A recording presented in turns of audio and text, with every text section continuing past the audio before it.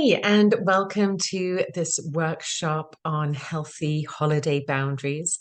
My name is Emma Hull, and I am a leadership and life coach.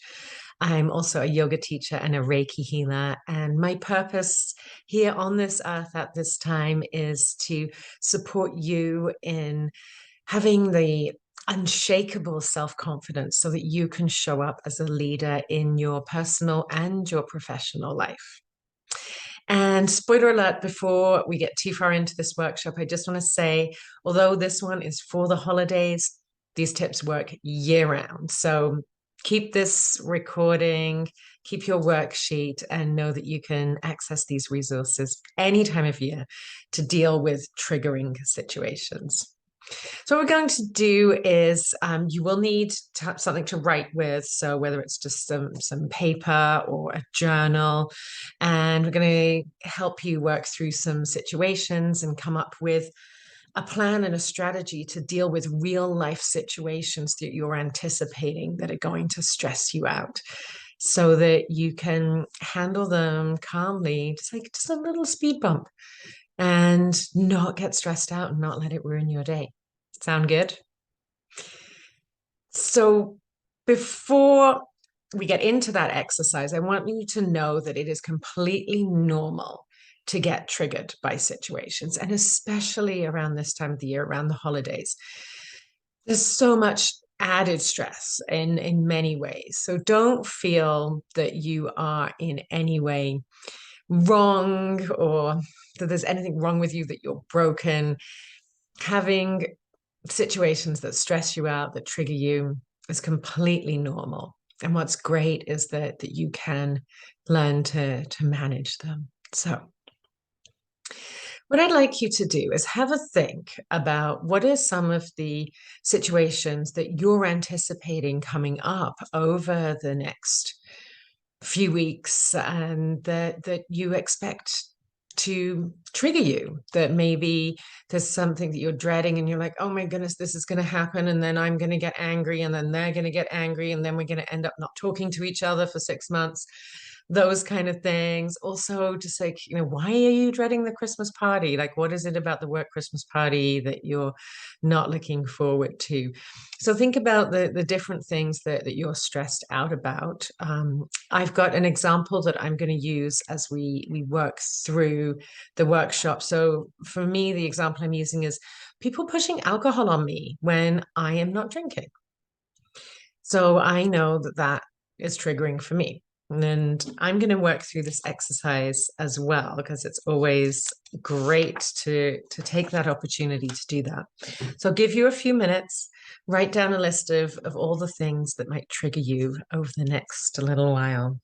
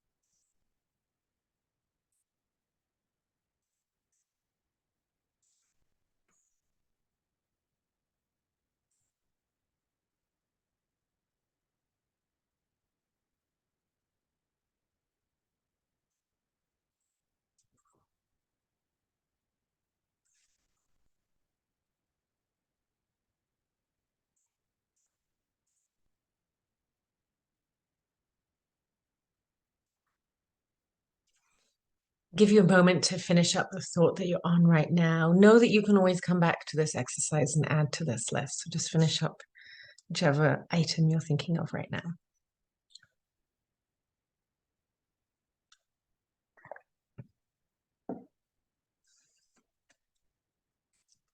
And for the next part of the exercise, I invite you to think about what is it about that situation that bothers you? And so work through them one at a time. Thinking about my example of people pushing alcohol on me when I'm not drinking, it bothers me because it feels rude. It's like it's none of their business. And then I feel like bullied and ashamed. So yeah, I think those are the things. It just feels rude and it's none of their business. What about your triggering situations bothers you?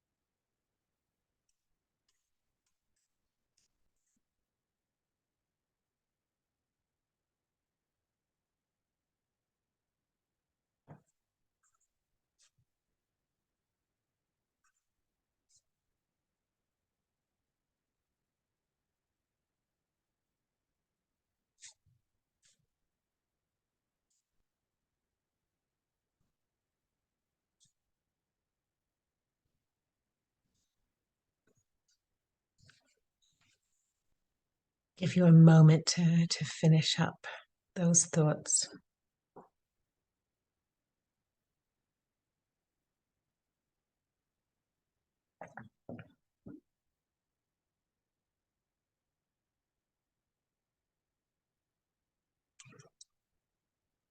So you've kind of thought about what bothers you about it. Now I want you to think about how you actually feel. So when you maybe take a moment here and close your eyes and visualize that situation and do them one at a time. So perhaps visualize like the first one that you wrote down on your list. Right? When that happens, how do you feel? Like what emotions do you experience, but also what physical sensations do you experience in your body? For me, I know I can get embarrassed when people are trying to make me drink when I don't want to. And so I might get flushed. I might also get angry and defensive. Um, and I feel like somehow they think I'm not fun because I'm not drinking and that there's judgment. And so it makes me feel very uncomfortable. So thinking about your situations, like how do you feel in those triggering situations?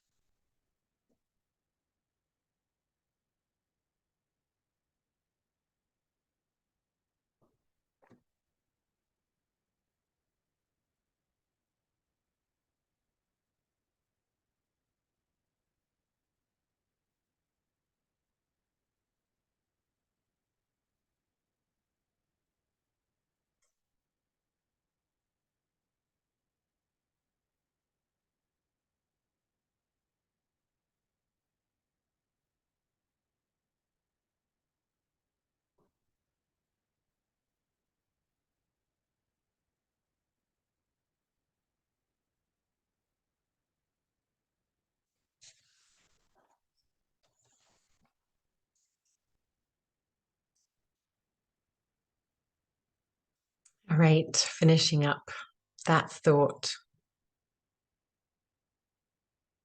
And then shifting, instead of being in that space of these like icky feelings, how do you want to feel instead? So when I'm at a party and I'm not drinking, I want to feel normal. But also like if I could feel proud of the fact that I wasn't drinking, like to not feel ashamed. Um, yeah, also just to feel normal. So look at your situations. I'm going to work through my other ones here too and write down what do you want to experience instead of what you end up experiencing?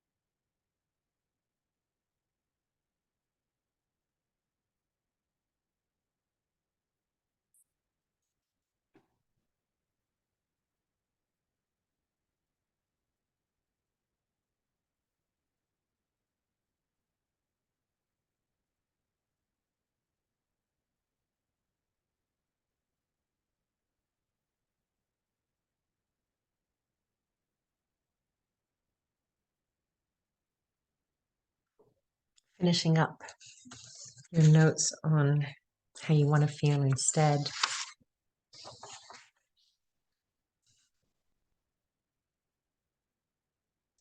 Now think about what is it that you want?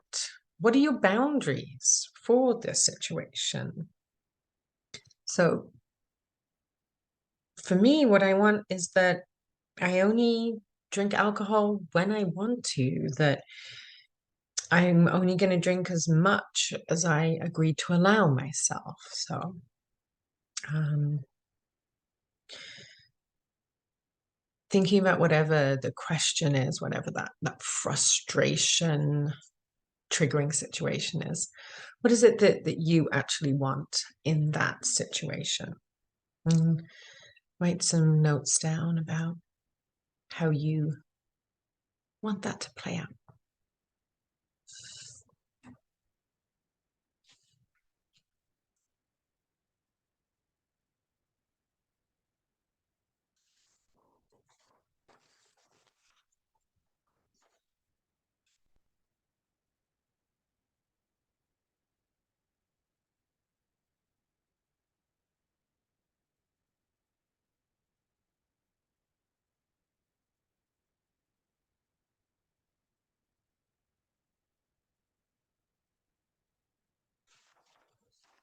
thinking of another example. I was chatting with a friend the other day and we're talking about staying at hotels versus staying with relatives, and that can go both ways. Like maybe you're going to visit relatives and they insist that you must stay with them when you would rather stay in a hotel, or maybe they're coming to visit you and they're like taking over your whole house and you'd rather they stay in a hotel. So, in that situation, it's like the triggering situation is my family all coming and staying in my space. And my boundary, what I would prefer is that they stay in a hotel and come for dinner.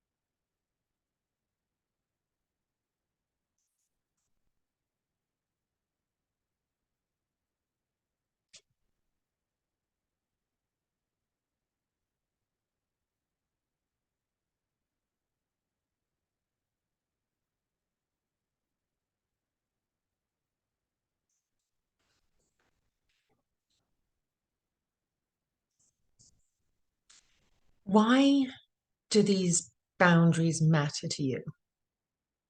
Why do you want whatever it is that you want?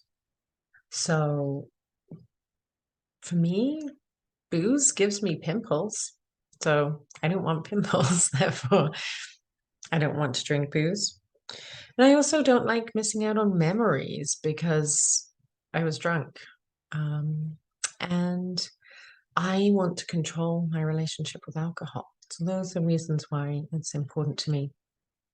With the, sleeping in a hotel example, maybe it's privacy is important to you. Maybe whatever. So whatever your situation, whatever those what you want, what your desires are, explore why. And don't let yourself off the hook with just saying, well, because. Take the time to actually tap into your heart and ask yourself, why is this important to me? Because this is fundamental to this exercise. How you think, what you feel, what you want is valid. So you get to go there, you get to understand for yourself. And this isn't about you justifying it to anyone else. This is about you being so grounded in your belief and what you know is right, so that you don't get shaken by other people. So take your time here and really think about why these things are important to you.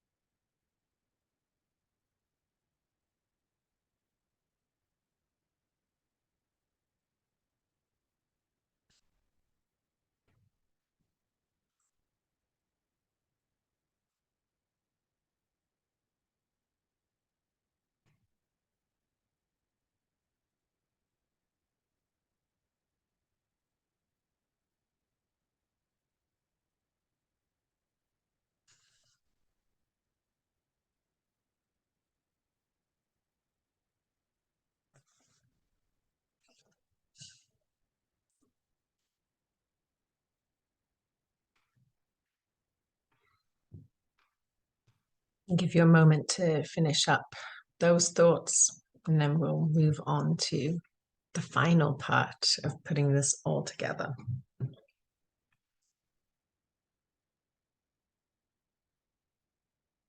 And this is where you get to choose how are you going to respond in the situation.